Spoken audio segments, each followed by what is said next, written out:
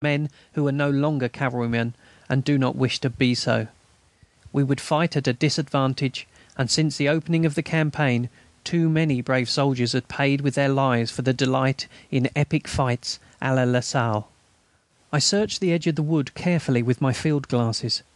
Before entering it, I wanted to be quite sure whether any movement could be discovered, whether any of the brushwood showed signs of being drawn aside by sharpshooters too eager for a shot.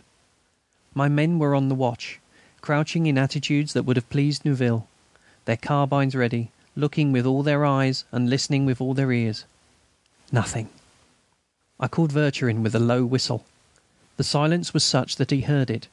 He understood the sign I made him, and, holding his carbine high, he went slowly towards the wood and got into it quickly by the road.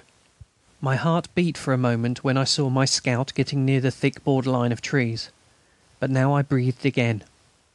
We went in after him, each one by a different opening, and we passed through it as quickly as the horses' legs and the difficulties of the ground would allow. On arriving at the further side, I was glad to see my 4 companions emerging, almost at the same moment, from the thick woody tangle. I could see their grave and confident faces turned towards me. On the ridge in front of us, near a solitary tree, stood Vercherin, clear against the sky and motionless. We had soon rejoined him, and from this height we saw on the next hill the second wood which hid the village of Courgivault from our view, about a kilometre further off. I feared very much that this second barrier might be used by the enemy as a formidable line of defence, and on that account I ordered the approach to be made with still greater precautions than before. But as in the first case, we found it empty, and passed through without let or hindrance. I expected to see Courgivault at once, but a rise in the ground hid it still. I took advantage of this natural cover for getting my men forward without risking a shot. Then, still preceded by Vercherin, we debouched on the plateau on which the village stood. Those who have found themselves in a similar situation know by experience the sudden emotion that is felt when one sees a few hundred yards off the objective of one's mission, the decisive point one has to reach, cost what it may, the point where one is almost sure to find the enemy in hiding, where one has a suspicion that he sees one, is watching one, silently following all one's movements and only waiting for the opportunity of picking one off by an unerring shot. I stopped my men for a moment. Surrounded by green meadows and stubble fields dotted with apple trees lay the grey outskirts of the village. It was a very ordinary collection of houses, some of them big farms, others humble cottages. The tiled roofs formed a reddish mass, and above them rose the squat church tower. With my glasses I could distinguish the clock dial, and could see the time, 6:15. But this clock seemed to be the only thing in the village with any life in it. I looked in vain into the gardens and orchards, which formed a belt of flowers and foliage, for signs of the peaceful animation of country life. And yet it was the time of day when one usually sees housewives coming out of the cowsheds, with their sleeves tucked up and their feet in clogs, carrying pails full of fresh milk, the time when heavy carts and reaping machines lumber slowly along the brown roads on their way to their day's work.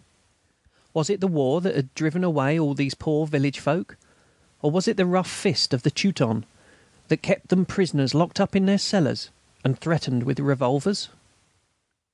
And yet from where I stood, nothing could lead me to suppose that the village was occupied by the enemy. I could not distinguish any work of defence. There did not seem to be any barricade protecting the entrance. No sentinel was visible at the corners of the stacks or under the trees. To the south of the village, pointing in our direction, the imposing bulk of a large farm protruded. Like the prow of a ship, it seemed to form an advanced bastion of a fortress represented by Courgivault. Its walls were high and white. At the end a strong round tower was planted, roofed with slates, and this enhanced the likeness to a miniature donjon. The road we had followed, winding between the fields, passed, so far as we could judge, in front of its principal entrance. Opposite this entrance there was apparently another road at right angles to the first, its direction marked by a line of trees which bordered it.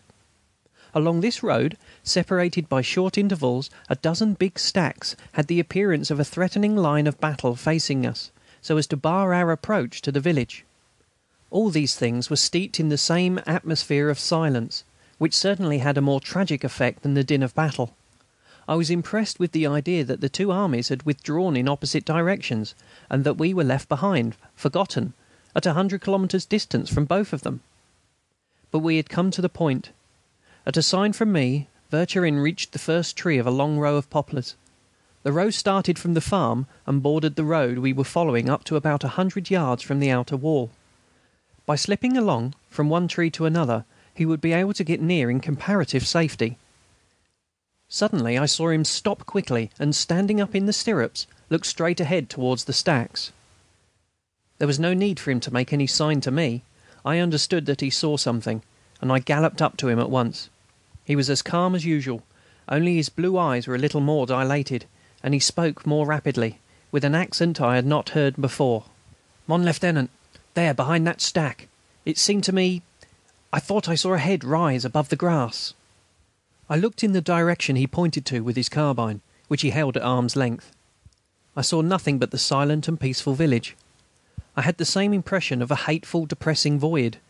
And strange to say, our two horses, whose reins had been hanging loose about their necks, appeared to be suddenly seized with a simultaneous terror, and both at once turned right around.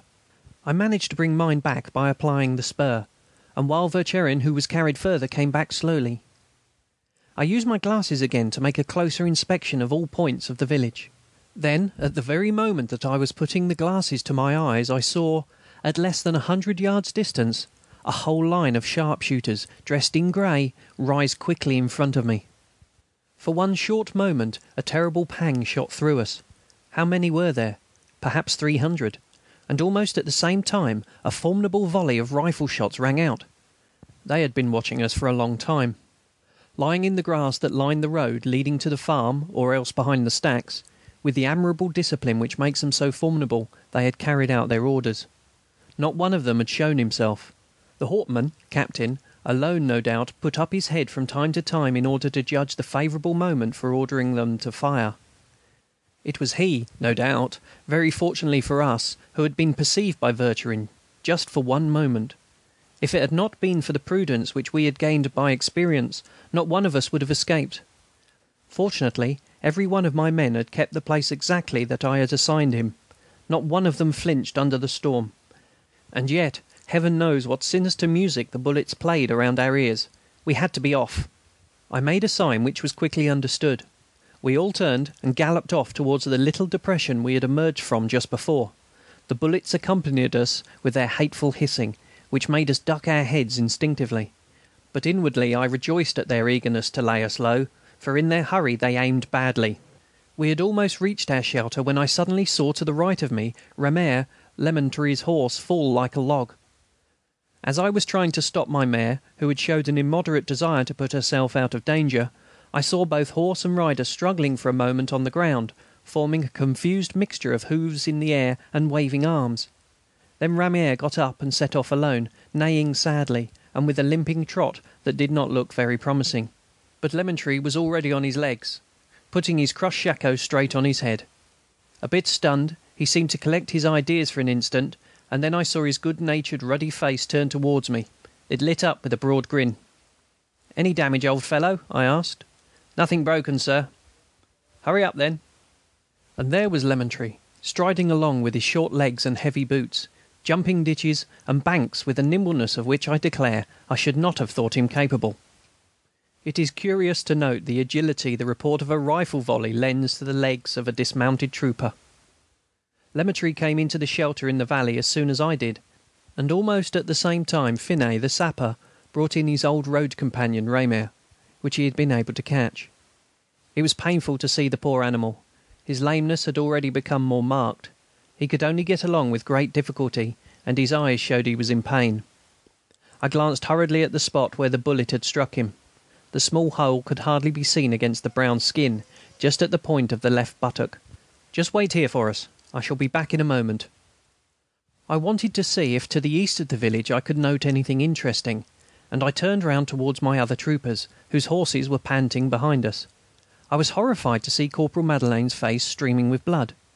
"It is nothing, sir. It passed in front of my nose." He wiped his face with the back of his hand. It had indeed been grazed by a bullet. 1/2 inch more, and the good fellow's nose would have been carried off. Fortunately, the skin was